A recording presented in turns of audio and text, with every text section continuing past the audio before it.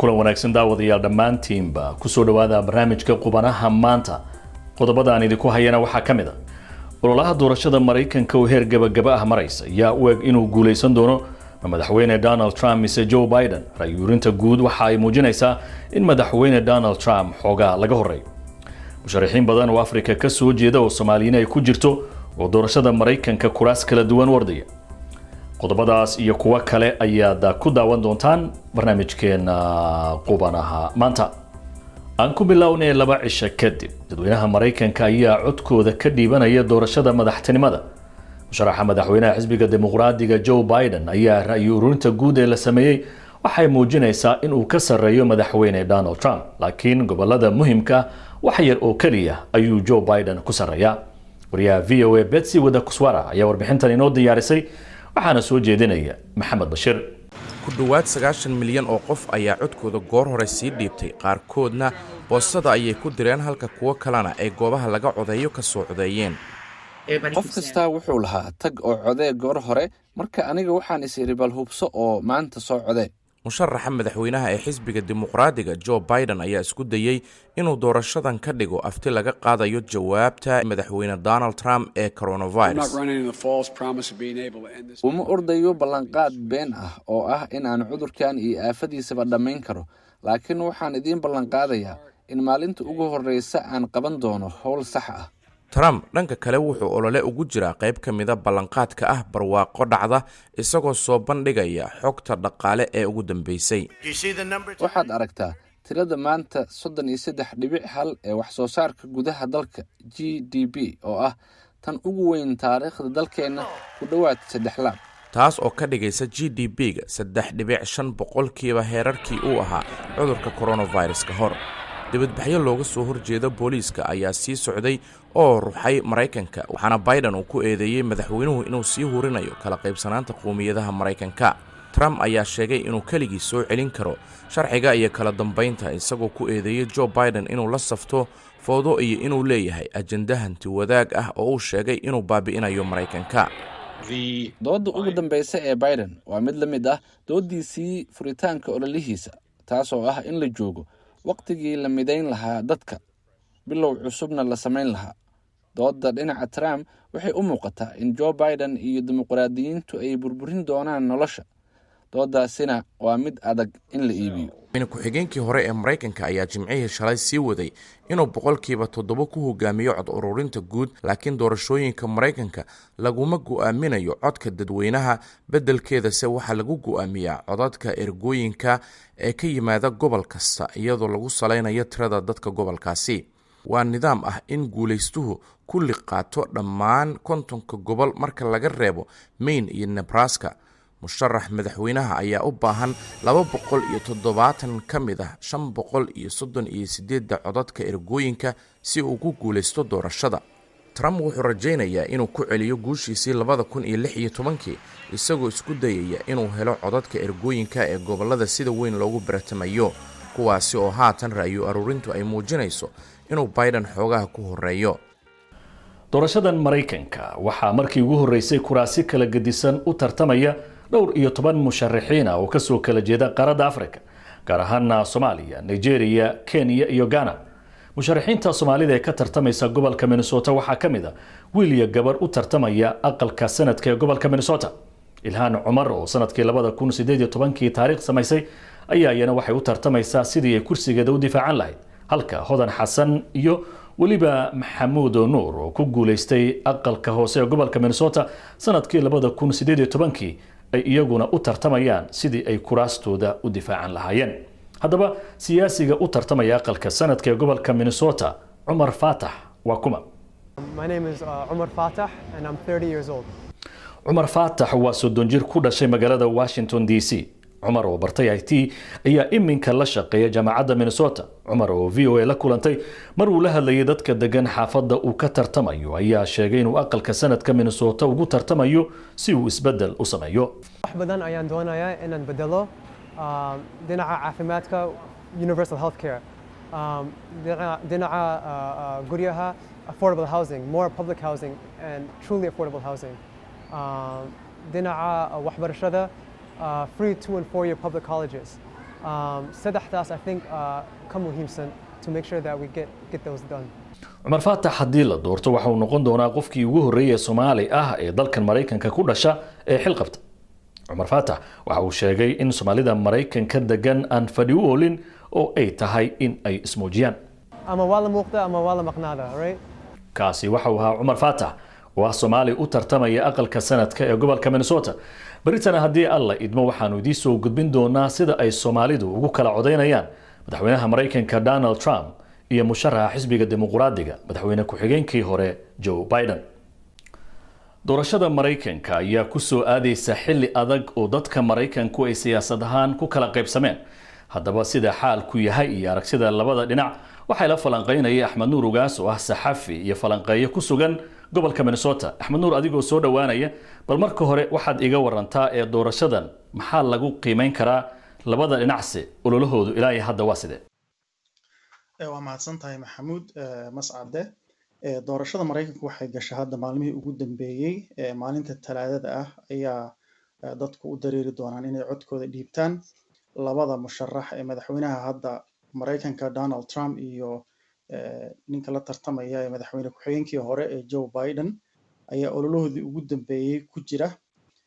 waxaana hadda codadka ama saadaalinta la sameeyay ay muujinaysaa in wax yar uu horeeyo madaxweyne ku-xigeenkii hore Joe Biden marka la fiiriyo codbixinta guud ee waddanka Mareykanka. laakiin maadaama codbixintaasi aysan ahayn mid wax lagu qiimeyn karo oo gobolada Mareykanka ee ka kooban 50 gobol, gobollo badanna ay markasta xisbiga dimuqraadiga u codeeyaan, kuwo kalena ay u codeeyaan xisbiga jamhuuriga, taas laguma qiimeyn karo. taasina waa sababta hadda labada musharax ee madaxweynaha Mareykanka iyo madaxweyne ku-xigeenkii hore ay ololahoodii ugu dambeeyay diiradda u saareen 3 gobol oo ay tahay in qofkii ku guuleysta madaxweynimada uu helayo. goboladaas oo kala ah Michigan, Pennsylvania iyo Wisconsin. waaya Axmed, xilligan doorashada Mareykanku way ka duwan tahay kuwii hore oo waxay ku soo aadaysaa xilli waddanka uu coronavirus ka jiro, dadweynihina waxaa loo ogolaaday inay sii codeeyaan. ilaa iyo hadda waxaa codkooda dhiibtay dad lagu qiyaasayo ilaa iyo 90 milyan oo Mareykan ah. marka ilaa iyo hadda dadkaasi codadkooda dhiibtay maxaa saameyn ah oo ay ku yeesheen doorashada? saameyn badan ayay ku yeesheen. dad badan oo aan horey u codeyn jirin ayaa isku soo baxay oo aad u xamaasadaysan oo labada dhinacba ah oo doonaya in musharaxooda uu soo baxo. saameynta kale ee laga yaabo inay yeelato ayaa waxay tahay xisbiga dimuqraadiga taageerayaashiisu waxay u badan yihiin in ay ku codeeyeen doorashada codadka la sii diray ee boostada lagu diray, taas oo laga cabsi qabo in ay ka imaato arrimo muran geliya, maadaama inta badan gobolada Mareykanku sharciyo ay qabaan ay tahay in waraaqaha boostada lagu soo diro ay yimaadaan maalinta doorashadu ay dhacayso 3 November. haddii maalintaas kadib la helo codbixinta ama codadkii lasoo diray, gobollo badan oo Mareykanka ka mid ah sharcigoodu wuxuu dhigayaa codadkaasi inaan la tirin doonin. marka waxaa laga cabsi qabaa codad badan oo dad badan ay dhiibteen in ay noqdaan kuwo aan sharci ahayn oo la tirin waayo. marka taas ayaa laga yaabaa saameyn dhankaas inay yeelato. dhanka kalena saameynta ay yeelanaysa waxay tahay in dad badan ay sii codeeyeen oo codadkoodii mar hore ay soo gaareen boostada. waa tahay Axmed, sidaad adiguba carabka ku dhufatay, ra'yi aruurinta guud waxa ay tilmaamaysaa in Joe Biden uu wax uun yar ka sareeyo dhinaca kala horeynta ee doorashada marka la eego. bal arrintaas haddaad faahfaahin guud inaga siiso. saadaashaasi mar walba run ma noqon karto. sidii sanadkii 2016 ka dhacday markii Hillary Clinton ay la tartamaysay madaxweynaha hadda Mareykanka Trump, inta badan dadku waxay filayeen in Hillary Clinton ay ku guuleysan doonto madaxweynimada. laakiin tani hadda waxay uga duwan tahay. Hillary Clinton waxay isi siisay in ay madaxweynimada helayso, waxayna ka booday gobollo ay ka mid yihiin Michigan iyo Wisconsin iyo Pennsylvania maalmihii ugu dambeysay in ay olole ka samayso. laakiin hadda Joe Biden asagu isma dhigan. wuxuu u sheegay taageerayaashiisa in codbixintaasi ama ra'yi ururinta la sameeyay aan la isku halayn karin ay tahay inay codeeyaan. waxayna tii hore uga duwan tahay. taageerayaasha xisbiga dimuqraadigu aad ayay u soo baxeen si ay ugu codeeyaan Joe Biden.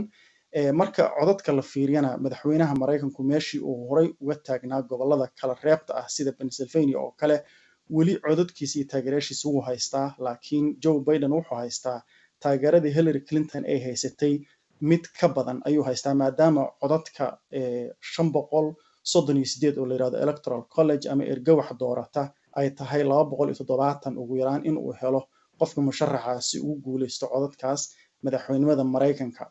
waxaa laga cabsi qabaa marka maadaama saddexda gobol ee kala reebtada ah ee isaga daba noqon doonaan maalmaha u dambaysa in ay muhiim u tahay sida gobolka Pennsylvania oo kale qofkii dhinaciisa uu aado ayaa madaxweynimada ku guuleysan doona. marka madaxweyne Trump waxa uu ay tahay qasab inuu helo Pennsylvania iyo gobolka Florida. haddii labada gobol uu ku guuldareysto madaxweynimadana uu ku guuldareysan doonaa. waayahay aad baad umahadsan tahay daawadayaalkaasi waxa uu ahaa Axmed Nuur Ugaas oo ah saxafi iyo falanqeeye ku sugan gobolka Minnesota oo ila falanqeynayay ololaha doorashada ee wadanka Mareykanka oo haatan gabagaba maraya oo la filayo maalinta Axadda ah aan ilaahay maalinta Talaadada ah in dadka Mareykanku ay doortaan qofkii wadankan 4 sano ee soo socota madaxweynaha ka noqon lahaa. Axmed mahadsanid mar kale. mahadsan tahay Mascad. warar kale Mareykankana haddii aynu eegno waxa aad u sii kordhaysa tirada dadka uu ku dhacayo cudurka coronavirus. jimcihii shalay waxaa la diiwaan geliyay ilaa iyo 100,000 oo qof oo laga helay cudurka coronavirus, waana tiradii ugu badnayd ee la diiwaan geliyo maalin gudaheed. dalka Mareykanka guud ahaan dadka uu ku dhacay coronavirus ayaa shalay dhaaftay 9 milyan oo qof, tiradaas oo ka dhigan in 3% shacabka Mareykanka uu xanuunku ku dhacay. xagga dhimashada, dadka Mareykanka tirada dhimashada ayaa cagacagaynaysa ku dhawaad 230,000 oo qof. waxaa jirta cabsi laga qabo in kiisasku ay bataan. waxaa ka dambeeya Talaadada oo ay malaayiin Mareykan ahi safaf u geli doonaan dhibashada codbixinta doorashada madaxtinimada Mareykanka. dhinaca ciyaarahana wadanka Ingiriiska Dianjaleco kooxda kubadda cagta ee Manchester City ayaa kulan goor dhaweyd ee la ciyaartay kooxda kubadda cagta ee Sheffield United waxa ay kaga badisay 1 gool iyo waxba. ciyaaryahan Kyle Walker ayaa ka fujiyay kooxda kubadda cagta ee Manchester City oo dirqi Sheffield United kaga guuleysatay. shalaytana kooxda kubadda cagta ee Wolverhampton Wanderers ayaa waxa ay 2 gool iyo waxba kaga badisay kooxda kubadda cagta ee Crystal Palace. kooxda kubadda cagta ee Wolves ayaa iyadu haatan kaalinta saddexaad soo gashay iyadoo ay isku dhibcan yihiin kooxaha kubadda cagta ee Everton iyo Liverpool oo ay min 13 dhibcood ku wada hogaaminayaan horyaalka wadanka Ingiriiska. wadanka Spain kooxaha kubadda cagta ee Bar iyo Cadiz oo iyadu sanadkan uu ku soo biirtay horyaalka dalkaasi ayaa foodeystay waxaana 2 gool iyo waxba ku badisay kooxda kubadda cagta ee Cadiz oo iyadu si la yaab leh sanadkan ku bilowday horyaalka wadanka Spain. waxaa xusid mudan in horyaalkan intii uu socday ay kooxdani ka adkaatay kooxda kubadda cagta ee Real Madrid. waa tahay daawadayaal inta ayaan kusoo gabagabeynayaa guud ahaanba barnaamijka qubanaha maanta. intaynu mar kale dib u kulmi doono waa Maxamed Sacad iyo dhammaan bahda qubanaha oo idila sidaa iyo nabad gelyo.